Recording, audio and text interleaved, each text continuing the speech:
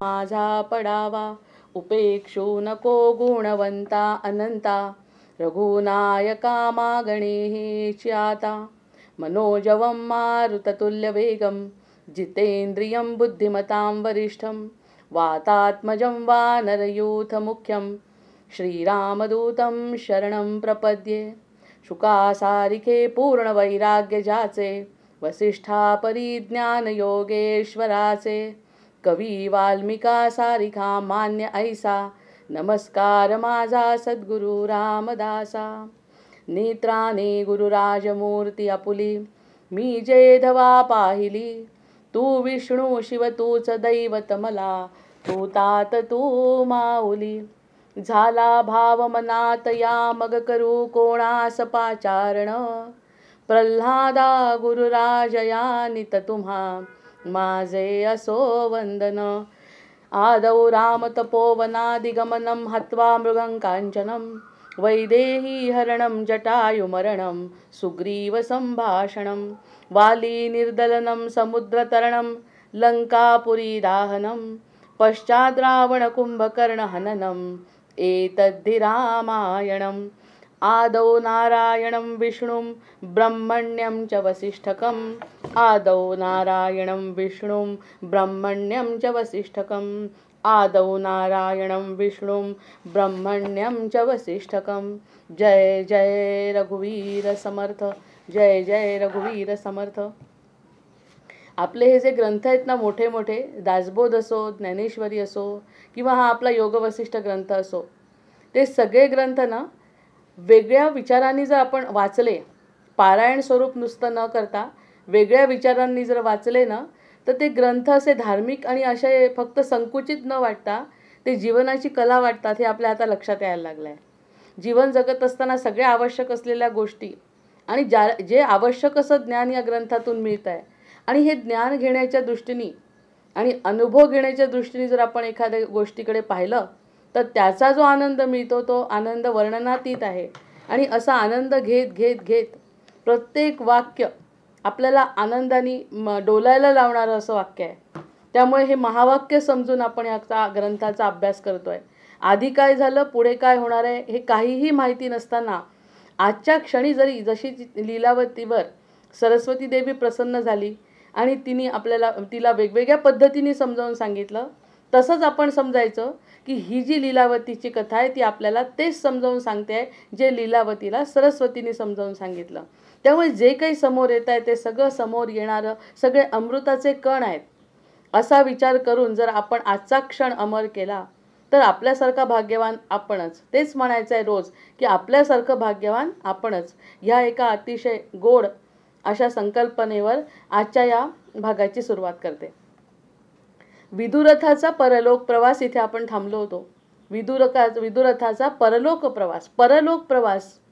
आपल्याला ज्याची काळजी असते, आपल्याला ज्याची चिंता असते, आपल्याला ज्याची उत्सुकता असते, तो परलोक सुद्धा त्यांनी सांगायचा प्रयत्न या ठिकाणी आपल्याला सांगायचा प्रयत्न केलाय. विदुरथाचा परलोक प्रवास काय असतं त्याच्यात.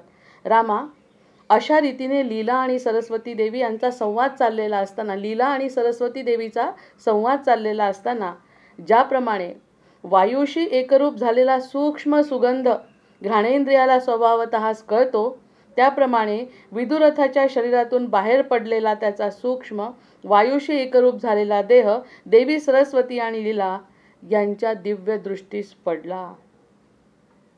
म्हणजे हे घडतं यावरती आता आपण विश्वास ठेवायला लागलोय. काय विश्वास ठेवायला लागलोय की आपल्या अज्ञानामुळे किंवा आपल्या पापसंचयामुळे ह्या गोष्टी आपल्याला दिसत नाहीत, समजत नाहीत, कळत नाहीत, वळत नाहीत. पण प्रत्यक्षात असं आहे हे सांगायचा प्रयत्न आहे त्यांचा. मग हा सांगण्याचा प्रयत्न केव्हा सफल होईल? जेव्हा सरस्वतीची कृपा होईल. सरस्वतीची कृपा केव्हा होईल? जेव्हा माझी साधना तशी असेल. त्याशिवाय हे सत्य कसं कळणार आहे? सत्य कळण्यासाठी आपल्याला या सगळ्या भौतिक माईक बुद्धीचा त्याग करावा लागेल आणि हृदयापासून जो संवाद घडतो तो ऐकावा लागेल. तर ते म्हणतात आहे, जेव्हा लीला आणि सरस्वतीचा संवाद चालू होता त्यावेळी त्यांच्या एकरूप झालेला सुगंध घ्राणेंद्रियांना स्वभावतः कळतो. जसा वायूमधला सुगंध जसा आपल्या नाकाला जाणवतो की इथे रातराणी फुलली आहे, इथे मोगरा फुलला आहे, हे जसं आपल्याला वायूच्या गंधातून दिसत नाही ते काही, कसा दिसणार आहे तो सुगंध, पण दिसत नसला तरी घ्राणेंद्रियांना तो जाणवतो. तसा त्याप्रमाणे विदुरथाच्या शरीरातून जो बाहेर पडला, ज्याचं शव ती पाहते आहे, ज्याचं शरीर ती पाहते आहे, त्याच्यातला निघालेला जो सूक्ष्म देह आहे तो सुद्धा वायूशी एकरूप झाला आहे. ती हवा आहे, ती वायू आहे तो. त्यामुळे ती एकरूप झालेली हवा देवी सरस्वती आणि लीला यांच्या दिव्य दृष्टीला पडली. त्यांच्या दिव्य दृष्टीला पडली. तो देह कोणता? सूक्ष्म देह. आता देह नाहीच तो, ती हवा आहे. आणि ती हवा म्हणजे कोणती? जी विदुराच्या शरीरातला प्राण.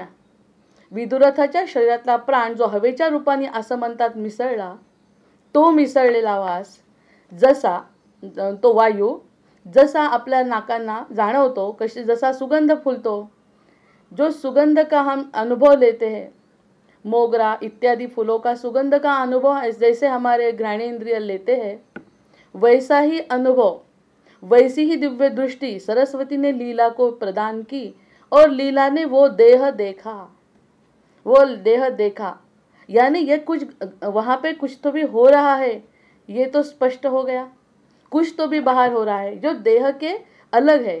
देह तो पंचमहाभूतों का बना है जो लीला के सामने पड़ा है, लेकिन उससे जो निकला है, जो प्राण कहलाता है, वो जो प्राण है, वो प्राण कहाँ है? आसमंत में कहा तो भी है, जो सरस्वती देवी के कृपा प्रसाद से इसे इन दोनों को दिखने लगा. इन दोनों को दिखने लगा. आणखी काय पाहिजे? आणखी काय पाहिजे? आणखी कोणत्या प्रश्नाचं उत्तर पाहिजे आपल्याला? आणि याच्यावरती ठाम विश्वास असेल, सत्य पचवण्याची ताकद असेल, तरच या गोष्टी आपल्याला समजतील, म्हणजे सरस्वतीची कृपा असेल. सा जीव संविद गगने वातेन मीलिता सती, खेदूरम गंतुम आरेभे वासना अन्विधायिनी. अंतरिक्षात प्रविष्ट झालेला राजाचा वायुरूप अतिवाहिक देह आपल्या वासनांनुसार आकाशात पुढच्या गतीने जाऊ लागला. आणि तो एका ठिकाणी स्थिर नव्हता. तो वायू आपण कल्पना करू शकतो. हा जो वायू आहे तो वायू एका ठिकाणी स्थिर राहत नाही. तो दिसत जरी नसला तरी जाणवतं. एखाद्या गोष्टीवरती तो पाहिल्यानंतर आपल्याला जाणवतं की ती वस्तू हलते आहे, म्हणजे तो वायू एका ठिकाणी स्थिर नाही. पाणी जसं एका ठिकाणी स्थिर नाही, वायू एका ठिकाणी स्थिर नाही. पण तो दिसल्यानंतर तो तिथे राहिला का? नाही. तो त्याचा जो अतिवाहिक देह आहे तो त्याच्या वासनानुसार जिथे जायचं आहे तिकडे आकृष्ट होऊ लागला. त्याच्या जशा वासना असतील. आता इथे लीलावतीचा काही संबंध आहे का? आता इथे त्याच्या पूर्वजन्माचा काही संबंध राहिला का? कारण जो देह होता तो सुटला. देह सुटला. ज्या देहामध्ये जो होता, जिस देह में वो वायु था, जिस देह ने पकड़ के रखा था, वो पंच प्राण, वो वायु तत्वों को जिस देह ने पकड़ा था, वो देह उसके साथ नहीं है अभी. वो अकेला है. और जो वायु रूप है वो एक जगह नहीं ठहर सकता. वो इस जगह से उस जगह जा रहा है. कैसे जा रहा है? अपने अपने वासना के अनुसार. जैसी उसकी वासना होगी वैसा वो घूम रहा है. जैसा वायू इधर से उधर जाता है. पुढच्या गतीने जाऊ लागला. त्याबरोबर वायूमध्ये मिसळलेल्या गंधलहरी पाठोपाठ भ्रमरी जातात. त्याप्रमाणे विदुरथाच्या जीवसंविद मागोमाग लीला आणि सरस्वती देवी जाऊ लागल्या. आता त्यांचं जीवसंविद आहे. त्याच्यासोबत त्याच्या देहासोबत कोण होतं? लीला होती. तर त्यामुळे हिला सुद्धा ती दिव्य दृष्टी प्राप्त झाल्या असल्यामुळे, सरस्वतीची कृपा झाली असल्यामुळे, स्वतःची साधना पूर्ण झाली असल्यामुळे, ज्ञान घेण्याची तिची कुवत असल्यामुळे, ज्ञान घेण्याची कुवत पाहिजे. समजा समोर भगवंत उभा राहिला तर तो बघण्याची दृष्टी तर आपल्याजवळ पाहिजे. अर्जुनाने नाही सांगितलं का की देवा तुम्ही तुमच्या मूळ रूपात या, मला तुम्ही दाखवलं ते खूप झालं, पण सतत मी तुमचं रूप पाहू शकत नाही. आणि अर्जुन असल्यामुळे तेवढं बघू शकला. बाकी कोणाला तर ते शक्य पण नाही. कुणाला विश्वरूप दर्शन दिलंय? यशोदेला जे दिलं ते सुद्धा तिला सहन झालं नाही. तिला कळलंच नाही हे बालक काय आहे. मग या सगळ्या गोष्टी कळण्यासाठी तेवढी पात्रता पाहिजे ना. मग ती पात्रता लीलावतीमध्ये आली. आणि लीलावती तिच्या देहाच्या संबंधित असल्यामुळे जशी गंधलहरी मागे भ्रमरी जातात, किती सुंदर वर्णन आहे. गंधलहरी असतात त्याप्रमाणे जशा भ्रमरी जातात, जसे किडे जातात, कीटक जातात, त्याच्या मागोमाग त्याच्या वासाच्या अनुषंगाने जसे ते जातात, तशी लीला ह्या रूपात नाही आहे. आता देहरूपात नाही आहे, पण त्याच्या सूक्ष्म रूपाचा पाठलाग सूक्ष्म रूपातच करते आहे. मग हे सगळं केव्हा शक्य झालं? जेव्हा दोघांचीही साधना पूर्ण झाली. तेव्हा हिची साधना जेव्हा पूर्ण झाली तेव्हा तिचा तो सूक्ष्म देह ती पाहू शकली आणि त्याच्या मागोमाग लीला आणि सरस्वती देवी जाऊ लागल्या. वर्णन अगदी सुंदर आहे. असं वर्णन आपल्या मनातल्या मनात करायचं आणि आपण कल्पना करायची काय घडत असेल. हे सत्य सांगण्याचा प्रयत्न आहे.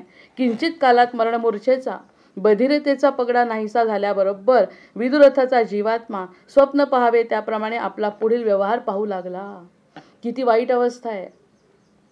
इथे देह सोडला तेव्हा वाईट वाटणं वेगळं, कारण ते माहिती आहे की इथे देह दिसतोय आपल्या समोर, नाही का?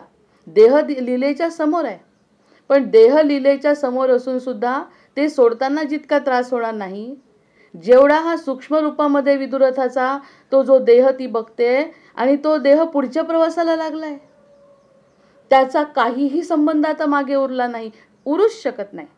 कारण तो त्याच्या वासना भावना घेऊन पुढे गेलाय. जसा आपला जन्म आपल्या वासना जशा आहेत त्याप्रमाणे झाला, तसा त्याचा विचार जसा असेल तसा तो वायू पुढे जाऊ लागला. मग आता या ठिकाणी देह नसल्यामुळे त्या देहाचा लीलेशी काही संबंध आहे का? हेच तर सरस्वतीला सांगायचं आहे. आणि हे दाखवते ती प्रत्यक्ष तिला. किंचित कालात मरणमूर्छेचा बधिरतेचा पगडा नाहीसा झाला. काही वेळ पगडा होता आणि हे सगळं थांबवून ठेवलं होतं सरस्वतीनी, की हे सगळं घडलंय खूप दिवसापूर्वी, पण असं दाखवलंय की आत्ताच घडलंय. आणि हे जे मरणमूर्छा होती त्याची मरणमूर्छा म्हटलंय. शरीराला मरण आलंय, मूर्छा आली आहे, तो तसाच आहे. मग असं गेल्यावर त्यांनी स्वप्न पाहावं त्याप्रमाणे आपला पुढचा प्रवास करू लागला. उदाहरणार्थ आपण रात्री जो विचार करतो, तो विचार करून जो झोपतो, तोच विचार पुढे उठल्यावर आपल्या मनात येतो की नाही? म्हणजे त्या झोप ही मूर्छा आहे. समजा गृहीत धरलं की झोपलो, ती अर्धवट आपली समाधी अवस्था आहे, पण तरीसुद्धा आपण मागचं विसरतो का? रात्रीचं विसरतो का? कालच्या दिवसाचं मागच्या दिवसांचं विसरतो का? ते सगळ्या भावना संकल्पना घेऊन आपला सकाळ उगवते आणि आज आपल्याला हे करायचं आहे असं म्हणून आपण आपल्या कामाला लागतो. तसं हा देह सुटलाय. देह सुटल्यानंतर त्याच्या ज्या कल्पना होत्या, जीवाच्या सूक्ष्म जीवाच्या ज्या कल्पना आहेत, त्या कल्पना त्याच्यासोबत आहेत. फक्त आता देह नाही, त्यामुळे लीला नाही, मुलं नाही, राज्य नाही, राज्यकारभार नाही, काहीच नाही त्याच्यासोबत. आता देहाच्या संबंधित जे जे आहे ते सगळं आता खाली पृथ्वीवरच आहे. आणि त्याचा जो देह आहे वासनेप्रमाणे इकडे तिकडे वळू लागला. जिकडे हवा जाते तिकडे तो वळू लागला आणि तो कोणत्या तरी आता देहाला पकडणार. ज्या ठिकाणी ज्याला हवा, जिथे स्थिर व्हायचं आहे त्या देहामध्ये तो आता प्रविष्ट होणार आहे. म्हणजे सगळं मागचं सोडले. किती दुःखदायक प्रसंग आहे हा, की तो सगळं सोडून माझ्यासमोर अरे ये ये म्हणू शकत नाही, थांब थांब म्हणू शकत नाही आणि वायुरूपाने पुढे पुढे चाललाय. आणि वायू कुणाला ही जरी वायुरूपात असली तरी वायूला पकडण्याचं काय साधन आहे? त्याला जशी अवस्था असेल तसा तो पुढे जात आहे. स्वप्न पाहत असल्याप्रमाणे तो पुढे जात आहे. मग ही अवस्था काय असेल? जर ती सूक्ष्म देहात असेल, जर ती सूक्ष्म देहात आली तर विचार करेल, अरे हे सगळं पाहिलं ते स्वप्न आहे का? का जे पाहत होतो, जो माझ्यासोबत तो राजा होता, ते स्वप्न आहे? हा विचार ती सूक्ष्म देहातून निघाल्यावर करेल. त्या मूळ रूपात आल्यावर ती करेल. तोपर्यंत ती करू शकणार नाही तो विचार. सध्या तर तिने काय पाहिलं एवढंच सांगतायत आपल्याला. वसिष्ठ एवढंच सांगतायत, तिने असं असं पाहिलं. यमाच्या दूतांनी आपल्याला आकाशात ओढून नेले आहे. यमाच्या दूतांनी नेलाय म्हणजे पाप झाली आहेत. विष्णुदूतांनी न्यावं अशी आपली संकल्पना आहे. आपल्या संस्कृतीमध्ये सांगतात विष्णुदूतांनी न्यावं. आणि विष्णुदूतांनी कुठे न्यावं? विष्णूंच्या जवळ न्यावं अशी आपली वैष्णवांची संकल्पना आहे. प्रत्यक्षामध्ये यमाचे दूत कुणाजवळ नेतात आहे? यमराजाजवळ नेतात आहे. मग यमराज म्हणजे मरण यातना, पुन्हा गर्भवास. मग त्याचं काय झालं? यमाच्या दूतांनी आकाशात नेलाय, आकाशातून ओढून नेले आहे. आकाशातून ओढून नेलाय. आपल्या आप्तबांधवांनी शास्त्रानुसार श्राद्धकर्म करून पिंडदान तर्पण आदी क्रिया केल्या आहेत आणि त्यामुळे यमलोकात जाण्यासाठी आवश्यक असे सूक्ष्म शरीर आपल्याला प्राप्त झाले आहे असे त्याला दिसले. त्या वायूला दिसलं की आपल्याला आता सूक्ष्म शरीर प्राप्त झालंय, कारण जे काही करायचं आहे पृथ्वीवरती ते झालंय. प्रत्यक्षात तिने ते शव ठेवलाय. यमलोकातून जाताना क्लेशरहित सुखकारक अशा मार्गाने आपण दूर दूर चाललो आहोत आणि अखेरीस ज्यामध्ये हजारो प्राणी आपल्या पातकांची फळे भोगत आहेत अशा यमलोकात यमाजवळ येऊन आपण पोचलो आहोत असे त्याच्या दृष्टीला पडले. आता हे विदुरथाचं चाललंय सगळं, विदुरथाचं. आता लीला फक्त बघते. विदुरथाने काय बघितलं? यमदूत आले. उसने देखा यमदूत आए हैं. यमदूत मुझे कहाँ लेके जा रहे हैं? यम के पास, यम दरबार में. और यम दरबार में क्या चल रहा है? यम दरबार में मेरे जैसे असंख्य प्राणी वहाँ पे है, जो यमयातना भोग रहे हैं. यमदूतांच्या सोबत जाणं म्हणजे यमयातना भोगणं. यमयातना शब्दच आहे. ह्या यातना या देहाच्या यातनेपेक्षा अधिक आहेत आणि तिथे आपल्याला भोगावं लागतंय हे त्यांनी बघितलं. त्या ठिकाणी असे अनेक जीव जंतू तिथे पडले आहेत की जे त्यांचं संपलेलं आहे खालचं पृथ्वीवरचं आयुष्य आणि तिथे ते येत आहेत आणि यमयातना भोगतायत हे त्याच्या दृष्टीला पडलं. नंतर यमाने राजाच्या कर्माची चौकशी केली. नंतर यमाने विचारलं की तो आपल्या दूतांना म्हणाला, या विदुरथाने आपल्या आयुष्यात नेहमी शास्त्राला अनुसरून शुभ कर्मे केली आहेत. याच्या नामे दुष्कर्मे नाहीत. याचे पुण्य मोठे आहे. भगवत्या सरस्वत्या वरेण अयम विवर्धितः. शिवाय हा सतत देवी सरस्वतीच्या कृपाछत्राखाली आहे. सतत देवी सरस्वतीच्या कृपाछत्राखाली आहे असं यमाला कळलं. यमाने जेव्हा चौकशी केली, जे आपण म्हणतो ना या ठिकाणी बसलेले दूत ते आपलं स्वतःचं सगळं निरीक्षण करत असतात. त्यांना जेव्हा चौकशी केली तिथे तर काही आपलं सुटका नाही आहे. जे केलं ते तिथे दिसणार आहे आणि ते असं छापलं जात आहे आणि पक्क असतं ते सगळं तिथे सगळं सांगितलं आहे यमाच्या समोर. ह्यांनी काय काय केलं आहे त्यातून कळलं पुण्यात्मा आहे, अतिशय पुण्यकर्म केलेली आहे. सरस्वतीचा त्याच्यावरती आशीर्वाद आहे. याच्या पूर्वजन्मीचा देह त्याच्या अंतःकरणामध्ये पुष्पशयेवर जसाच्या तसा राखलेला आहे हे सुद्धा दिसलं. तेव्हा या विदुरथाला सोडा. अतिवाहिक देहाने त्याला आपल्या शवामध्ये प्रवेश करू द्या. अतिशय पुण्यवान हा आहे. पुण्यवान असल्यामुळे याला सोडून द्या. त्याचं पुण्य आलं आड आणि त्याला सांगितलं उसे छोड़ दो और उसको उसके शव में प्रविष्ट कर दो अशी आज्ञा यमानी दिली. यमाची ही आज्ञा ऐकताच गोफणीतून दगड सुटावा त्याप्रमाणे यमदूतांच्या हातून सुटून आपण आकाशातून परलोकाची दिशा धरली आहे असे विदुरथाच्या जीवात्म्याला वाटले. त्यावेळी विदुरथाची जीवकला, लीला आणि सरस्वती देवी असे तिघे निकट होते. दोघी त्या जीवकलेला पाहत पाठोपाठ आपल्या संकल्प देहाने चालल्या होत्या. राजाचा जीव मात्र त्यांना पाहू शकत नव्हता. चिदाकाशातून जाताना तिघेही अनेक लोक ओलांडून त्या ब्रह्मांड मंडलाच्या बाहेर पडले आणि दुसऱ्या पद्मराजाचे सदन असलेल्या ब्रह्मांड मंडलात शिरले. त्यातील भूमंडळावर आले आणि वायूची लहर किंवा सूर्याचे किरण कमलकळीमध्ये प्रवेश करतात त्याप्रमाणे सहज राजगृहाच्या अंतःपुरात प्रविष्ट झाले. कारण ही सरस्वतीची कृपा आणि पुण्यात्मा शरीर आणि यमयातनेला सामोरं जाण्याची त्याला गरज राहिली नाही. यमाने आज्ञा दिली, त्याची चौकशी केली आणि चौकशी केल्यानंतर कळलं की ह्याला सोडा. सध्या सरस्वतीचा आशीर्वाद आहे आणि त्याची जी पत्नी आहे आणि तो स्वतः सुद्धा सरस्वतीच्या आशीर्वादाने भरपूर आहे, पुण्यात्मा आहे. त्याला पुन्हा त्या शवामध्ये सोडा. दाणकन दगड खाली पडावा तसा तो खाली पडला. एका क्षणाचा निर्णय आहे. एका क्षणाचा निर्णय घेऊन जसा तो खाली यावा दाणकन तसा तो पृथ्वीवरती म्हणजे त्या लोकामध्ये आला आणि पद्मराजाचे सदन असलेल्या ब्रह्मांड मंडळात शिरला. त्यातील भूमंडळावर अनेक आणि वायूची लहर आणि सूर्याचे किरण कमलकळीमध्ये प्रवेश करतात त्याप्रमाणे सहज राजगृहाच्या अंतःपुरात प्रविष्ट झाले. झालं सगळं. यावर रामाने शंका विचारली. आता रामाने शंका विचारली. हे सगळं झालं. आपले जे प्रश्न आहेत तेच रामांचे प्रश्न आहेत, तेच लीलेचे प्रश्न आहेत आणि सांगणारे वसिष्ठ आहेत. यावर रामाने शंका विचारली.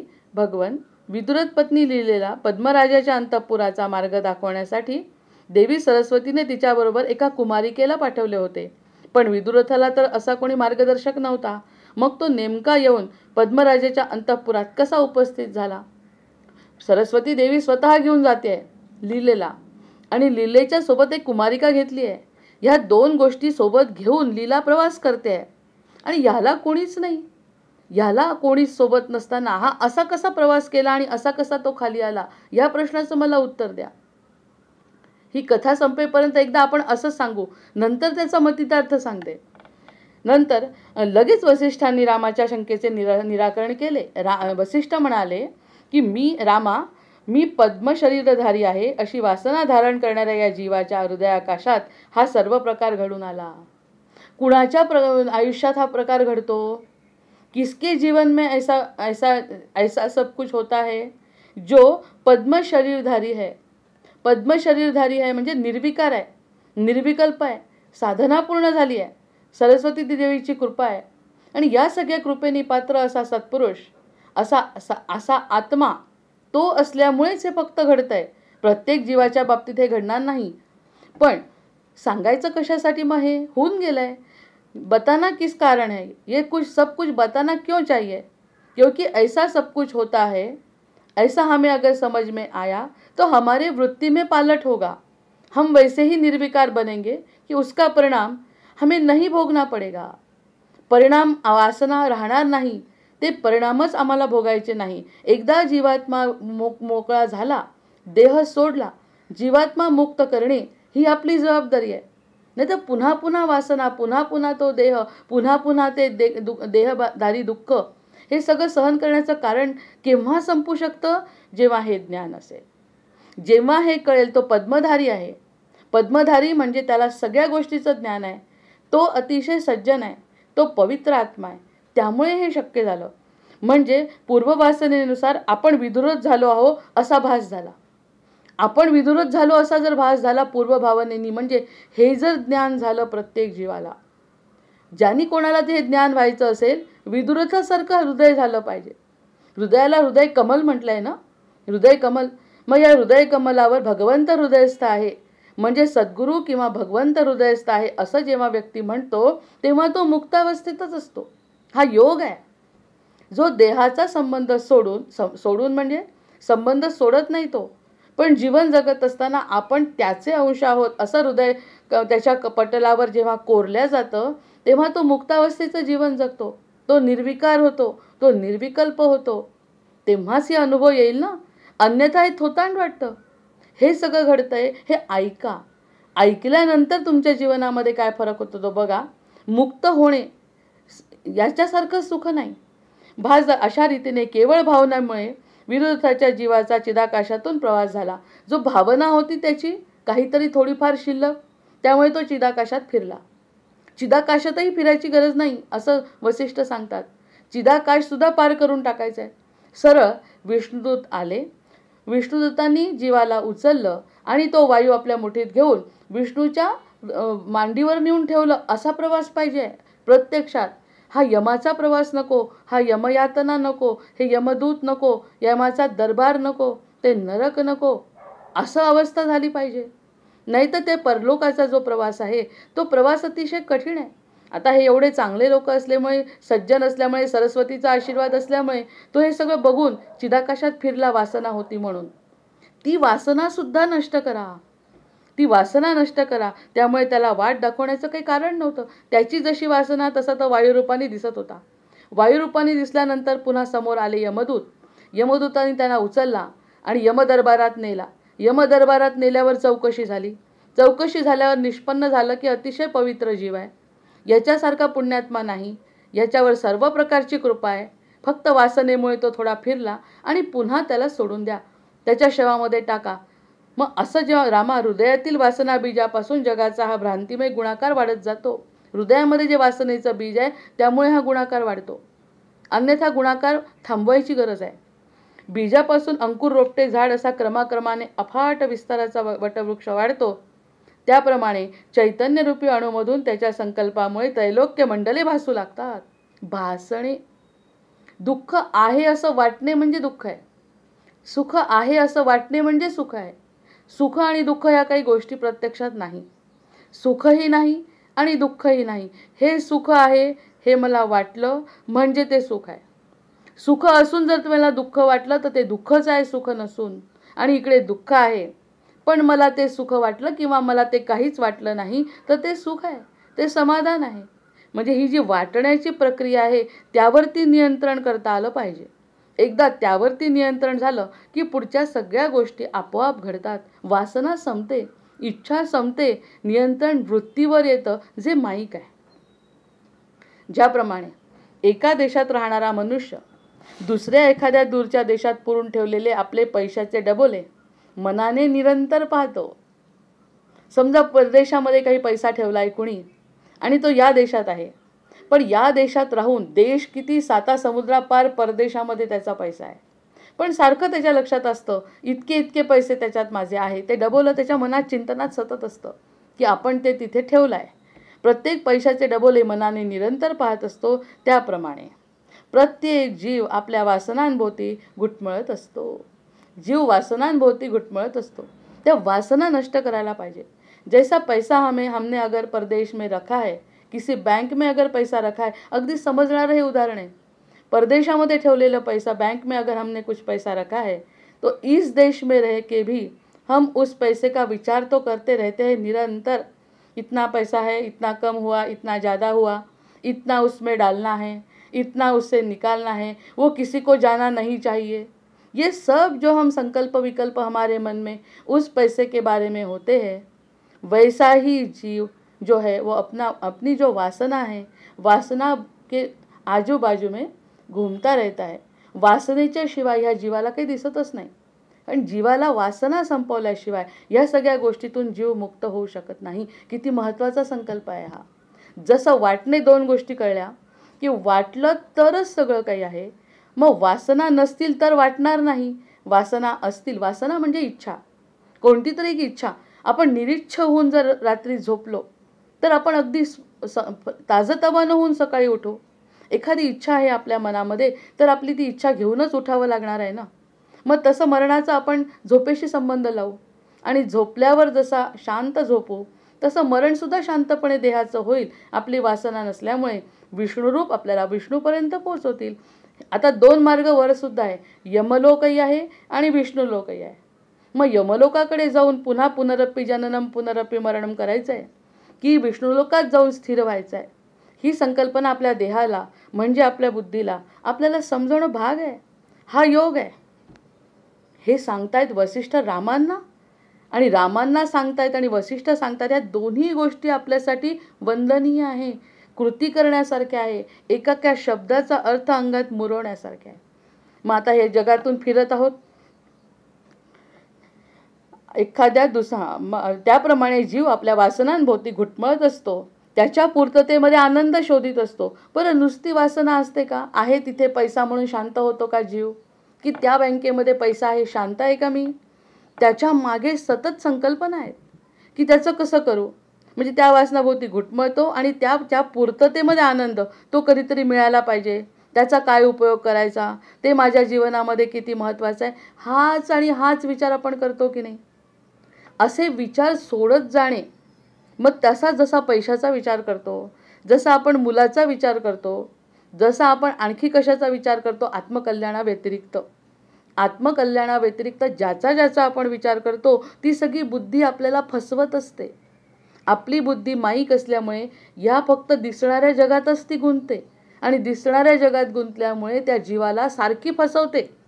सगळ्यात मोठी शत्रुता आपली बुद्धी आहे आणि ज्या बुद्धीवर आम्हाला गर्व आहे ती बुद्धी आपला नाश करू शकते आणि केलेला आहे आत्तापर्यंत. म्हणूनच पापं घडली आहेत.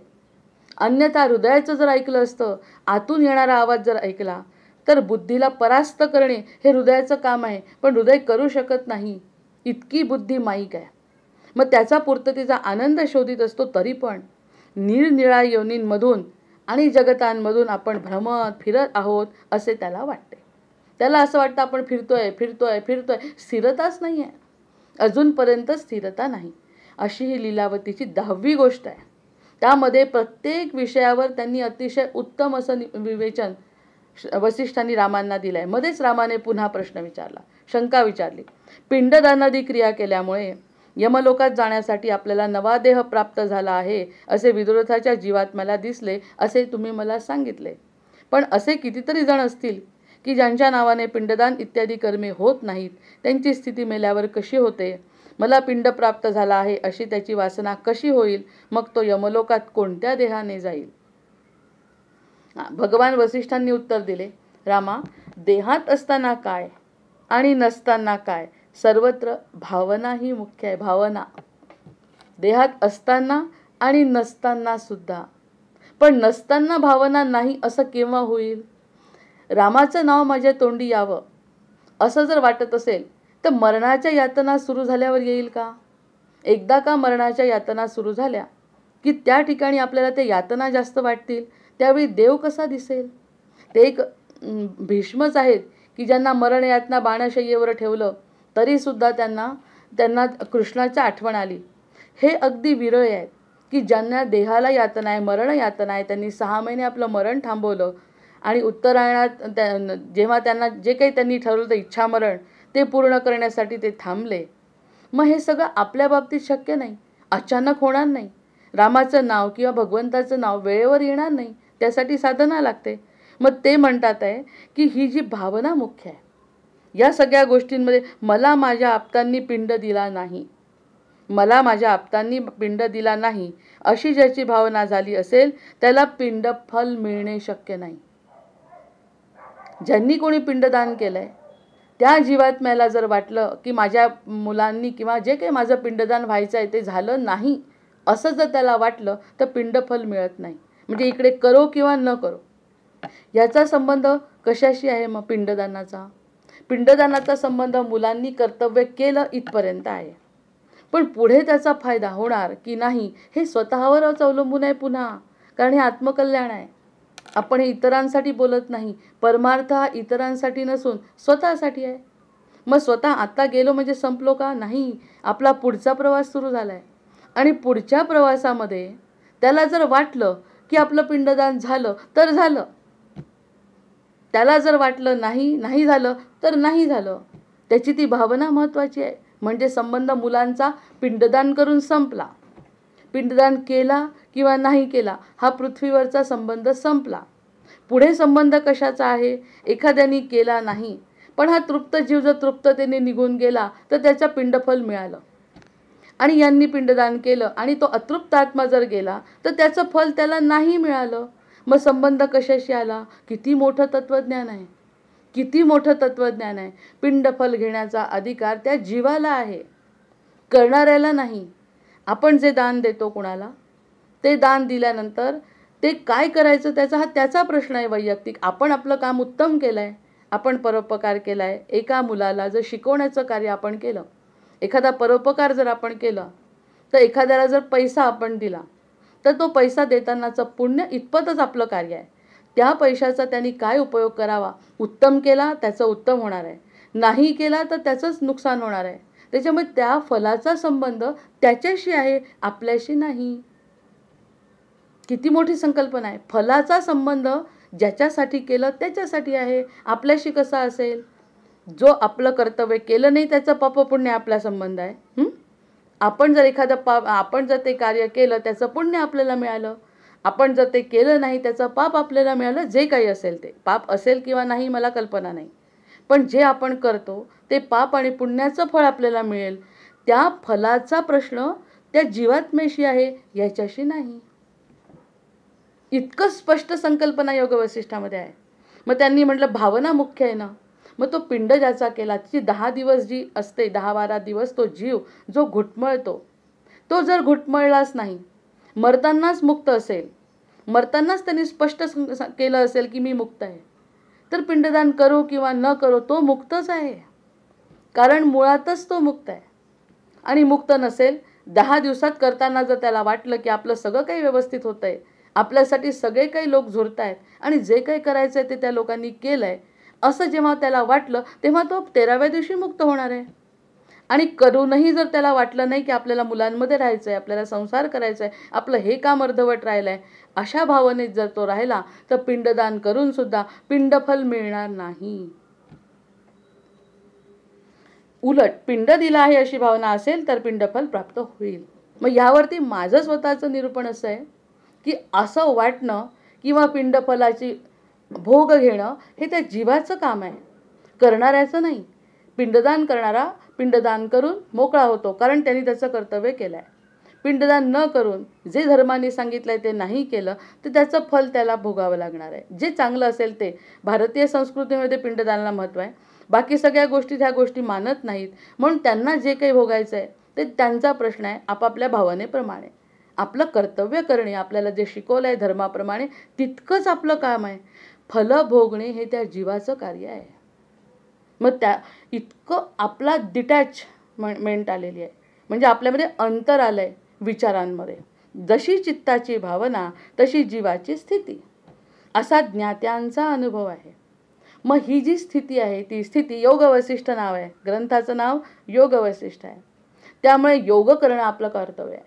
योग काय करायचं आहे? प्रत्येक जीवाने किती वेळ आपल्यासोबत आहे, आपला प्रवास कसा एकट्याचा आहे, आपल्याला आपली साधना कशी कामाला पडते, आपल्याला या मुलांचं पिंडदान किंवा ह्या ज्या क्रिया आहे त्या देहाच्या संबंधातल्या ज्या क्रिया आहे त्या कितपत उपयोगी पडतात. त्यांनी क्रिया करूनही जर आपले कर्म जर तसे नसतील, आपल्या वासना जर नसतील, तर पिंडदान करूनही आपल्याला मुक्ती नाही. मग हे सगळं जर आपल्याला आत्ताच कळलं, आत्ता जर प्रत्येकाला कळलं, तर आपल्या स्वतःचे संकल्प बदलतील ना. आपण या संकल्पावर अवलंबून राहणार नाही ना. म्हणजेच हा जीव मुक्त होईल ना. जीवाच्या मुक्तीचं साधन म्हणजे योग आहे. आणि हा योग साधायचा असेल तर मी आणि तो एकच आहे, त्याच्याकडेच मला जायचं आहे. यमदूत आणि विष्णुदूतामध्ये यमदूतांना टाळायचं आहे, मला विष्णुलोकात जायचं आहे. मग विष्णुलोकात जाण्यासाठी मला काय करावं लागेल? तर वासनांचा क्षय करावा लागेल. मग वासनांचा क्षय केला म्हणजे मृत्यूलोक संपला आणि मला परलोक साधता आला. हे जे जीवाचं जीवानी ठरवायचं आहे, कुणावर अवलंबून असण्याचं कारण नाही. एखाद्याने माझं पिंडदान केलं म्हणून मी मुक्त झालो असं जीवाचा जर आपले संकल्प असतील तर ते अतिशय चुकीचे आहेत. पिंडदान करणं ही धर्मसंकल्पना आहे, ते मुलांच्या दृष्टीने योग्य आहे. कारण आपल्या पितरांबद्दल कृतज्ञ राहणं हे कर्तव्य आपल्याला भारतीय संस्कृतीने दिलं आहे. पण त्याचा ह्या जीवाशी काय संबंध आहे हे सांगतायत. जीवाला जर वाटलं तर तो मुक्त आहे, जीवाला जर तो वाटलं नाही तर तो मुक्त नाही. किती महत्त्वाची गोष्ट आपल्याला योग वसिष्ठामध्ये, आणि तसं म्हटलं तर अतिशय साध्या शब्दात त्यांनी सांगितले आहे. जशी चित्ताची भावना तशी जीवाची स्थिती. यथा भावनमेतेषां पदार्थानां हि सत्यता. यथा भावनमेतेषां पदार्थानां हि सत्यता भावना च पदार्थेभ्य कारणेभ्य उदेती. पदार्थ हे नेहमी भावनेप्रमाणे भासत असतात हे निश्चित. आता एक गोष्ट लक्षात घ्या, एक पदार्थ भावनेप्रमाणे भासतो हे लक्षात घ्यायचं. ती पदार्थ म्हणजे वस्तू, वस्तू म्हणजे इतर जीवसुद्धा, सूक्ष्म देह सोडून जे काही स्थूल आहे ते सगळं वस्तूमध्येच येतं. पदार्थ जे दिसत आहेत, जे दिसत नाहीत, जे जीवा व्यतिरिक्त आहेत, ते सगळ्या वस्तू हे भावनेप्रमाणे भासतात. एखाद्या जीवाचा आपण राग करतो, तो जीवच नाही का? आणि एखाद्या जीवावर अतिशय निरतिशय प्रेम करतो, हे वस्तूवर अवलंबून आहे. ती वस्तूवर अवलंबून नाही आहे, ते माझी भावना त्याच्याबद्दल काय आहे त्याच्यावर अवलंबून आहे. आपल्या घरी काही वाईट झालं तर आपल्याला दुःख होतं आणि इतरांकडे झालं तर आपण त्याला सांत्वन करायला जातो. ही कशावर अवलंबून आहे? मग हे सगळं वस्तूवर आहे का? जीव जाणं ही जर संकल्पना खरी असेल तर त्याचाही जीवच गेला आहे आणि आपल्याहीकडे जीवच गेला आहे. पण आपल्याला याचं दुःख होतं आणि त्या जीवाचं दुःख इतकं होत नाही. मग असं का? कारण आपली भावना नाही ना त्याच्याशी. दूर देशी काही घडलं तर आपल्याला काही वाटत नाही आणि तेच आपले पैसे त्या परदेशात आहेत त्याच्याबद्दल वाटतं. मग आपली जी भावना आहे त्या वस्तूबद्दल, त्याप्रमाणे आपलं भावनेप्रमाणे ते पदार्थ असतात आपल्यासाठी. पण भावना उत्पन्न होण्यास तसे योग्य कारण असते आणि ते असेल तर तत्संबंधी भावना उत्पन्न झाल्याशिवाय राहत नाही. जर ती मनात भावना आली, निर्माण झाली, तर ती येणारच वस्तू बघितल्यावर. कारण त्याच्याशी माझी बुद्धी, त्याची माझी मती जोडल्या गेली है. मैंने उसको ऐसी दृष्टि से देखा है जो मेरे लिए बहुत ही उत्तम है. मुझे वो बहुत ही उत्तम लगता है. मेरा मन उस वस्तु में है. अगर मेरा मन उस वस्तु में है तो मेरी भावना है. मेरा अगर मन उस वस्तु में नहीं है तो भावना नहीं है. इतकं स्पष्ट आहे. मला दुःख वाटलं तर आहे, नाही वाटलं तर नाही. मग तीव्र भावना बळाने पदार्थांची स्वाभाविक रूपेही बदलतात. त्यामुळे स्वाभाविक रूप जे असतं ना ते सुद्धा बदलतं. ही आपल्याला दिलेली मोठा आशीर्वाद आहे. आपल्याला हा आशीर्वाद दिला जो आपण त्याचा वापरच नाही केला आतापर्यंत या गोष्टीचा वापर आपण केला नाही. त्याचा वापर आता करू. ठेवलेल्या गोष्टी ज्या काही ठेवल्या आहेत त्या सगळ्या गोष्टींचा वापर करू. यथा वासनया जंतो विषमती अमृतायते. अमृताची दृढ भावना केल्यास, बापरे, खूप महत्त्वाचं वाक्यावर थांबू. अमृताची दृढ भावना केल्यास विषसुद्धा अमृत स्वरूप होते. लिहून ठेवायचं वाक्य. अमृताची दृढ भावना केलास म्हणजे यथा वासनया जंतो विषमपी अमृतायते. अमृताची दृढ भावना केल्यास विषसुद्धा अमृत स्वरूप होते. याच न्यायाने प्रबळ भावनेमुळे असत्य पदार्थ सत्य आहेत असा अनुभव जीवाला येतो आणि त्यावर त्याचे व्यवहार आधारलेले असतात. आपल्याला ते सत्य आहे असं वाटतं, त्यामुळे आपण त्याचे व्यवहार करतो. हे जग सत्य आहे असं वाटल्यामुळे सत्य आहे दिसतंय, पण ते सत्य आहे ते विषस्वरूप असून सुद्धा आपल्याला अमृतासारखं वाटतं, त्यामुळे आपण त्याच्याशी व्यवहार करतो. जर ते विष आहे असं कळलं तर आपण विषासारखं तुच्छ मानू त्याला आणि त्याच्याकडे दुर्लक्ष करू. आणि दुर्लक्ष केलं म्हणजे वासनेचा क्षय झाला. वासनेचा क्षय झाला म्हणजे माझा जीव मुक्त झाला. जीवाला जे पाहिजे ते मिळालं आणि जीवाला जिथे जायचं आहे तिथे जाता आलं. कारण अडथळा असा काहीच नाही राहिला. अडथळा जो होतो पदार्थाचा, दृश्य पदार्थाचा, तो अडथळा आता राहिला नाही. याच न्यायाने प्रबळ भावनेमुळे असत्य पदार्थ सत्य आहे तसा जीवाला अनुभव येतो आणि त्यावर त्याचे व्यवहार आधारलेले असतात. मग ते आधारलेले व्यवहार जीवाचे असत्य पदार्थावर ठेवण्यापेक्षा सत्याकडे आकर्षित केले पाहिजे. आणि सत्याकडे आकर्षित होण्यासाठी फक्त वृत्तीचा बदल आवश्यक आहे. आणि तो वृत्तीचा बदल झाला तर जीवाला मुक्तीची अवस्था प्राप्त होते. हे योग वसिष्ठाचं वैशिष्ट्य आहे. पण रामा लक्षात ठेव की मनुष्याच्या वर्तणुकीचे नियंत्रण करणाऱ्या भावनाचे क्षेत्र, तिच्यापासून उत्पन्न होणारे कार्य, व्यवहार स्थितीपुरते या जगापुरते मर्यादित आहे. या जगामध्ये जेवढं घडतंय ते जगापुरतं मर्यादित आहे. जगाच्या आरंभापासून महाप्रलयापर्यंत दिसणाऱ्या सर्व वस्तूंच्या बाबतीत हे सत्य आहे. अगदी समुद्र असतील तरीसुद्धा, अगदी पर्वत असतील तरीसुद्धा हे सगळं जगातल्या जगातच आहे. फक्त त्याचा इतर परलोकाशी संबंध नाही. वस्तूंचा म्हणजेच हा देह कशापासून जन्मला आहे? पंचमहाभूतांपासून. म्हणजे हा देह कशाशी संबंधित आहे? दृश्य जगताशी. भावना आणि तिचे कार्यक्षेत्र हे दोन्ही अधिष्ठानभूत ब्रह्माच्या दृष्टीने मात्र मिथ्या आहे. ब्रह्माच्या दृष्टीने जर विचार केला तर तो त्याचा संकल्प आहे. संकल्पाने पृथ्वी निर्माण केली. ब्रह्म वेगळा आहे, ईश्वर वेगळा आहे आणि त्याच्या संकल्पातून निर्माण झालेल्या या सगळ्या गोष्टी त्याच्या दृष्टीने मिथ्या आहेत. आणि त्याच्या दृष्टीने जीव सत्य आहे. जो सूक्ष्म देह आहे तो सत्य आहे, कारण तो त्याचा अंश आहे. त्याचा अंश आपापल्या वासनेप्रमाणे या मिथ्या जगात आपापलं कर्तव्य करतो. हे मिथ्या जगत ब्रह्माला स्पष्ट माहिती आहे. मात्र हे सत्य बुद्धीत आरूढ होण्यापूर्वी भावनेचा विचार अवश्य केला पाहिजे. यावर रामाने विचारले. भगवान भावनेचा आणि तिच्या योगे घडून येणारा थोडासा विषय मोठा होतोय, मी थांबते. आणि भावनेवर सगळं जग अवलंबून आहे. भावना कशाशी आहे? बुद्धी कशाशी आहे? बुद्धी जगाशी संबंधित आहे. बुद्धी कुठून मिळाली? बुद्धी आपल्याला वासनेतून मिळाली आणि वासना आपल्या जीवाला तसं करायला भाग पाडते. या ठिकाणी आपण थांबू. जय जय रघुवीर समर्थ. आवाहनं न जानामि तवार्चन पूजांचैव न जानामि क्षम्यतां परमेश्वर क्षम्यतां परमेश्वर क्षम्यतां परमेश्वर. जय जय रघुवीर समर्थ.